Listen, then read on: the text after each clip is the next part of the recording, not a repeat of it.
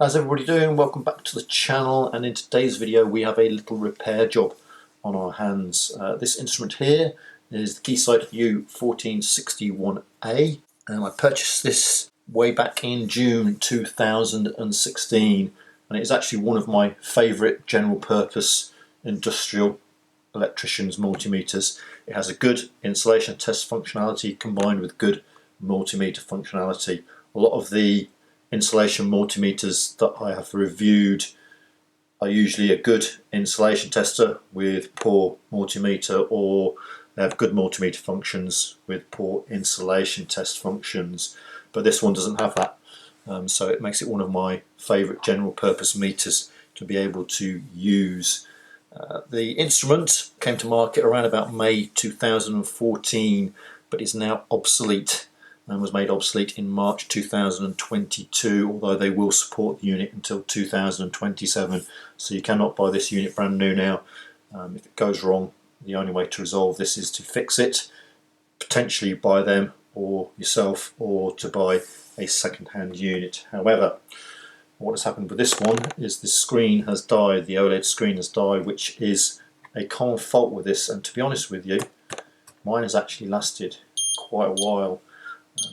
You can hear that it's beeped away there when you turn it on, but you cannot see the screen at all. And it was working to an extent. If I turn off the big light, you may be able to see it a little bit more. Yeah, you can see it a little bit more there. You see it's actually faded completely over this side.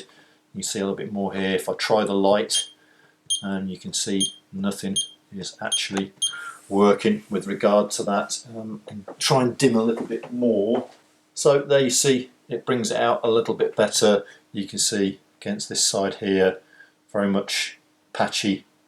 On second digit as well. Last digit is the better one of that lot, not too bad, but still you see the patchiness has started to develop in that. Said when you turn the lights on, back up and running, you can't see the screen at all. So it's going faulty and needs to be replaced. So turn my lights back on, and whilst Keysight don't appear to provide a replacement display for this directly that you can fit yourself, they may be if you contact them. You can via Aliexpress obtain a replacement display, which is what I have done.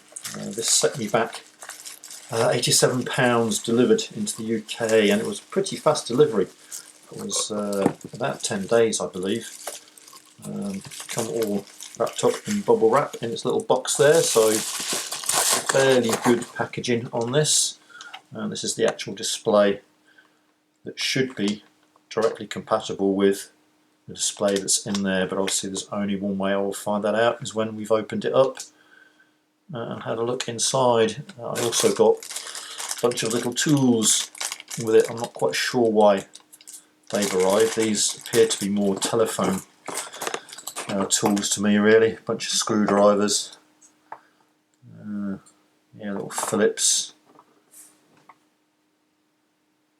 and a little slotted, some little pry bars. I think these are little for opening up telephone cases, aren't they? And a little suction pad there as well. So not quite sure why they turned up with it, but I will get the instrument into bits and we will have a look to see if we've got a good replacement for it. I won't video record taking it to bits because it's a bit of a wrestle to get this out of the case. There's not much point watching me trying to do that. So here we are, pretty much stripped out here. Our outer case is off. You have to take off the two covers here, the battery cover and the fuse cover. They come off, and then underneath here you have two screws to do the case there that you need to undo, and then two down here, another two at the top here. Then you can take away the outer part of the clamshell, the reverse, and you're left with these little screws here. I've had to take off the switch contact at the back here, undone the nuts on these here. These are just little clip connectors that you just pull away, and they unclip off the little terminal posts there. Then there's screws here to undo 1, 2, 3, 4, 5, 5 screws, yeah, one down here. You have to take the fuse out, two at the top, 2 in the middle here, and then this whole board will then lift out, and we can separate away our case, and then we are left with our components on the board here, and obviously our little display that we need to undo. And to get that far, all I've needed is a Phillips screwdriver. That's a 0 Phillips screwdriver, and to undo the nuts I have this little 5.5mm box spanner that fits in my little jeweler's screwdriver handle here. I now swap to a mini Phillips in order for us to be able to take the display off, which I believe is just a plug-in module. So undo these.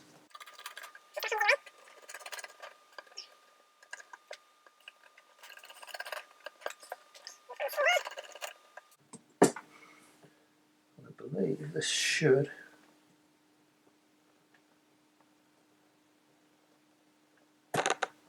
just unplugs like that, and we are left with our display.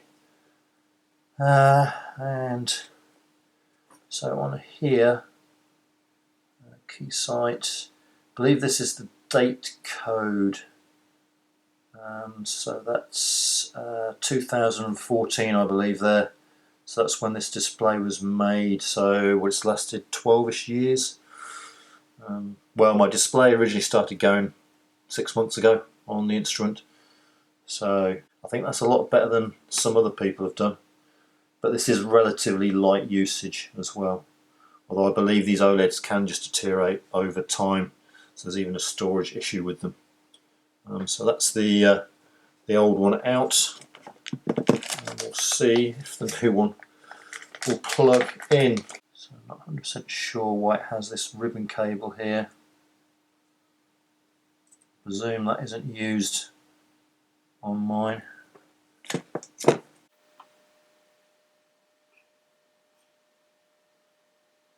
It seems to physically fit. I've just got this ribbon connector here.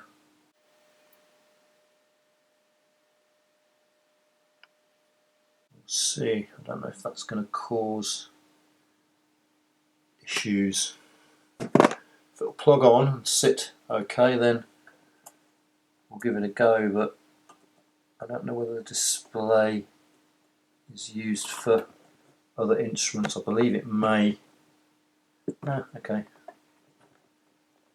So it's plugged on, and there is still clearance around there, so I'm going with it's not a problem at this moment in time. And we'll put it all back together and we'll see if we've got power. I think the display might be a yellow one as opposed to the old white one from the Keysight.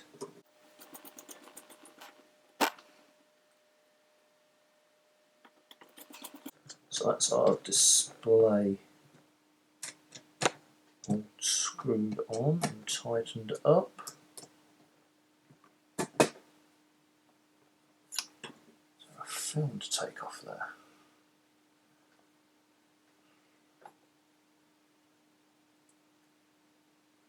Yeah.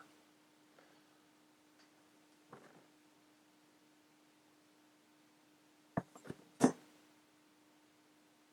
we'll take our film off.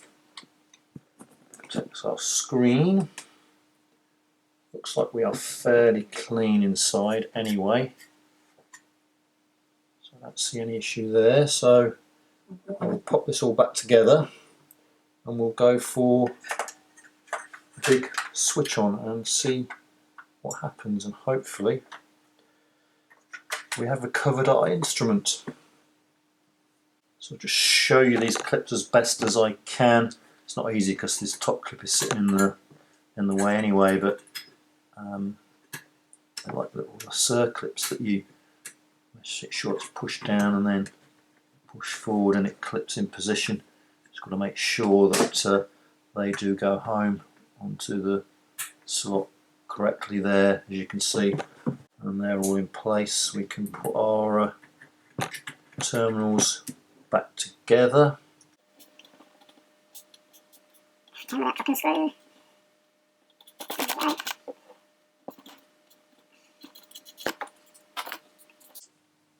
I'll be very happy if this does work. So far, this has been a relatively painless job. We'll stick our fuse back in.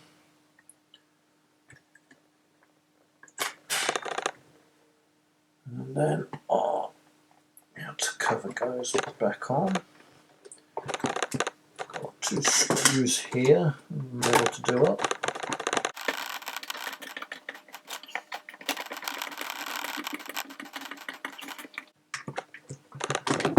We've got our corner screws to go in.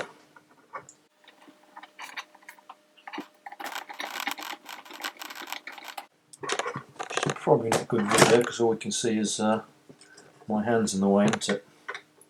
Not that watching a screw go into a plastic case can be the best YouTube video.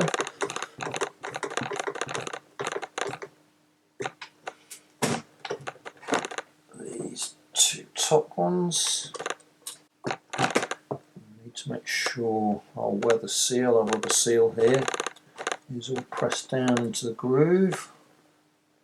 Both halves, followed by the top half, he clips in. Should clip, he says. There we go. They get done up. And I think we're good for a trial. Might as well see what happens, won't we? Before we wrestle with the cover again. Oh, look at that.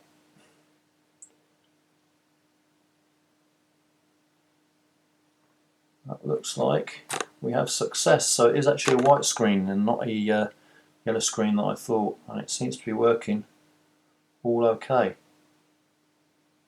Beautiful. Very, very happy with that.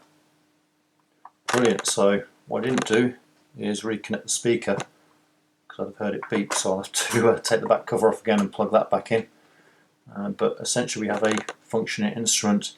Obviously I've opened it up now, and although it's just a screen replacement, I will need to run this through its calibrations, which is due, but my calibrator isn't back yet, so until that arrives you won't be able to do anything in that respect.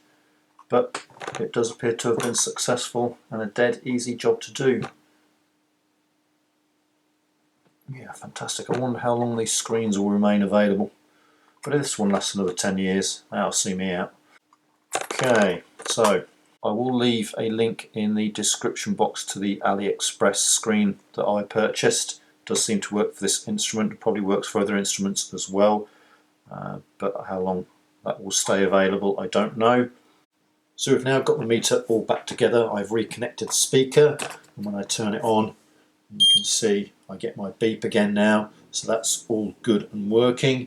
The only thing that I have noticed is that I can't manually control the brightness. I used to be able to cycle through, I think it was 3 levels of brightness on the screen, which you can see doesn't appear to be working right now. If I leave it for about a minute, it will auto dim itself just down 1 stage. It doesn't appear to be the 3 stages that it had in the past, so that's just a slight difference, but it's a minor detail.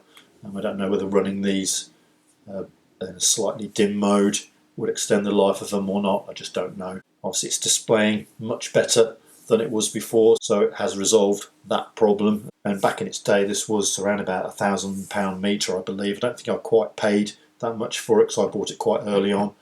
I think it did go up in price as time went on a little bit, and you just see it just dip down a level there. And then if I press any of the buttons, you can see it's come back to a higher level of brightness again now. So yeah, other than that, it seems to be working fine, so totally happy with that. That'll be it for this video. Thanks very much for watching. Hope you found it useful, and I will see you again in the next one.